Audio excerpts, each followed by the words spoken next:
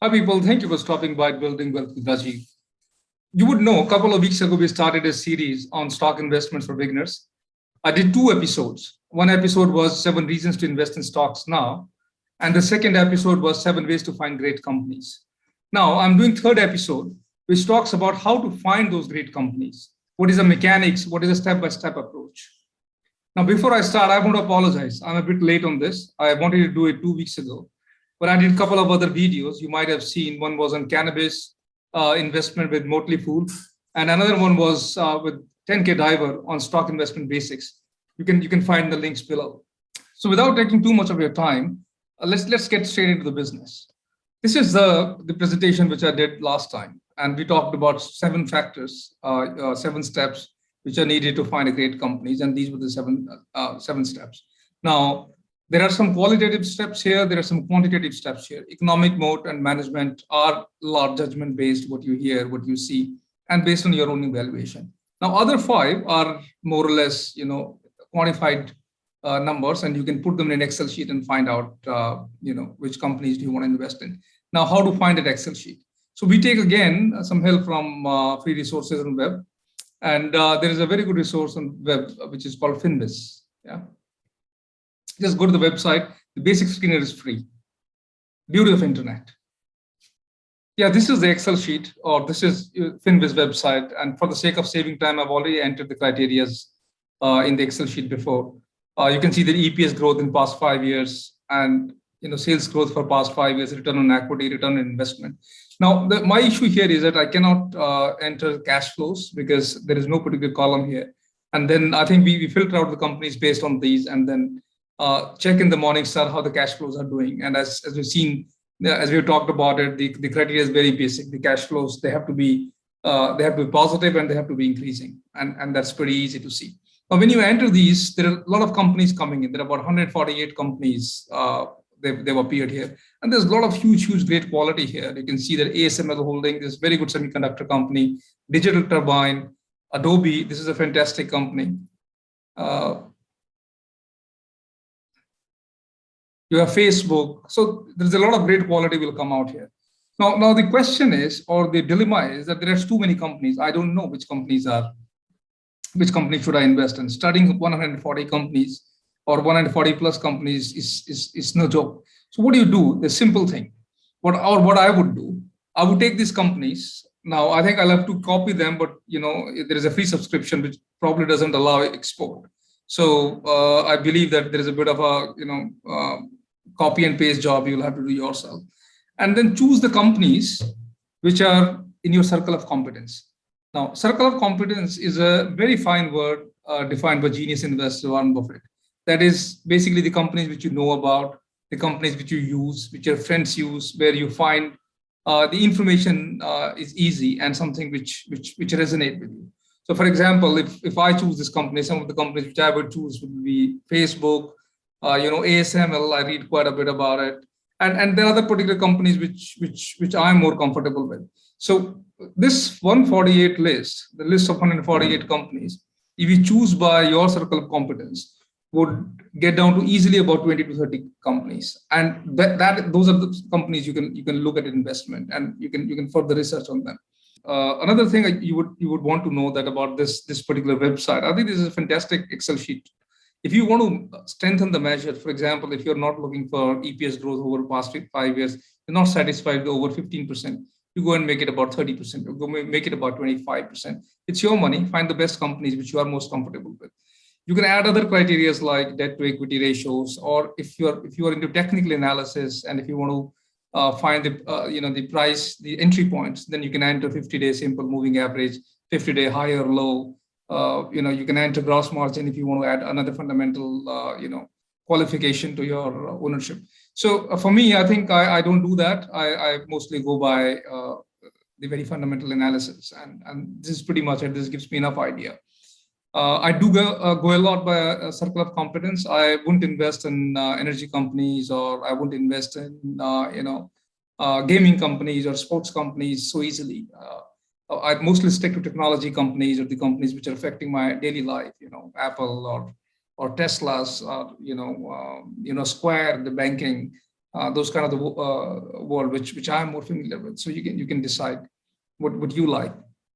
Now, another thing which I noticed is that some of the companies which are potentially good companies, like say Starbucks, Visa, MasterCard, they did not come out in this screener. So, but these are good companies. So it's possible that some of the great companies may not meet all the criteria we have fulfilled here. So if these are great companies, if you're comfortable with them, what you do that you add those companies to the list of these companies. So if you have already narrowed it down to 15 or 20 companies, add about 7 or 8 companies which are your which companies you're comfortable with, but do pass them through the criteria, the various criterias using Morningstar. And as long as they pass through the majority of criteria, we talked about 7 criteria, right?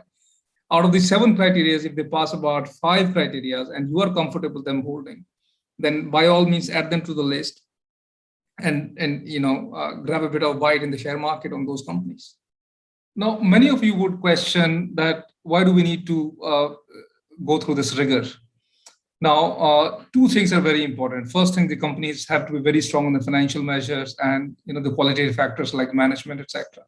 Second thing, the layer of circle of competence, that you've got to be comfortable with the company. It's got to resonate with you. Why is this important? Stock market is highly, highly volatile. Those who invest would know that. One day it could be positive, green, another day it could be negative, it could be all red. And once you get up in the morning and you saw all the red, it can be breathtaking. It can shatter you a bit if the money invested is huge. And the only thing which will save you at that particular point in time, or which will give you peace of mind, is your conviction in the stocks. So it's very important once you're investing in the stocks, you have 100% conviction in those companies. You know them well, you know the management well, you know the measures well, and you can relate to them. So some of you might be saying that it's too difficult, it's too complicated, there are too many steps involved. We don't want to do so much of research. My answer to you is you can still find great companies. What do you need to do?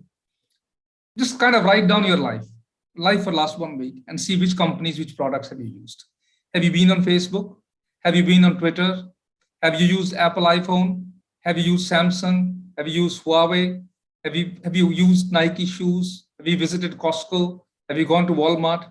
These are all fantastic companies. Write these 15, 20 companies, and out of that, you'll be able to relate and find 10 companies which fit into your circle of competence. Now take those 10 companies and evaluate them against those 7 criteria which we have talked about. Go to the Morningstar, scan through that, and you'll be able to find out 5 or 6 great companies which you would want to keep your money with. Take about $1,000, $2,000, or $3,000, spread them equally among those 5 or 6 companies, or equally among those 10 companies. And that's the beginning of your investment portfolio. And I'm telling you, if you keep patience, if you keep conviction on that, you're going to do really well. All right, guys, these are the simple ways to find out the companies. This was the 3rd episode to help you find the great companies. And you can exactly nail down which companies you want to invest in. Now, the point I want to make here is, which is very critical, and hope you can learn from this. My example, take a look at my example. I started surfing through Facebook in 2011 and 12 when it came in, but I bought the share of Facebook in 2017 or 2018. Had I done that in 2012, picture would have been different. I started using Apple iPhone. I was one of the first users. I mean, I took the phone the moment it launched, the iPhone. But I bought Apple share in 2017 or 18, and then I sold it at 200% gains. Had I taken that in 2008, the picture would have been different for me. The life would have been different for me. So what you need to do is reverse the situation, possibly can. For these great companies, buy the stocks first and buy the product second. Now, I've already covered why you should buy stocks, 7 steps to identify the stocks.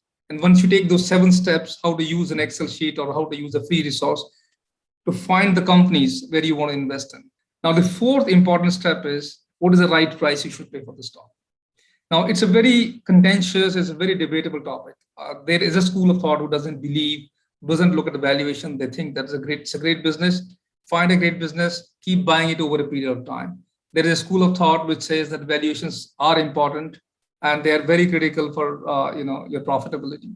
So there's a lot of debate around it. In the next episode, I will share you the matrices, various matrices which are used for valuations, the positive and negative of each of those in my own view, how I look at them, and how do I, when buying a stock, what kind of valuation method I use. So that's going to be very, very critical for you. Don't miss that session. And I'm going to looking to release it next weekend. So there wouldn't be any delay on my part now on this one, that I promised to you guys. So till then, happy investing. If you like the channel, please follow the channel, subscribe to the channel, get the word around, and see you soon. Bye.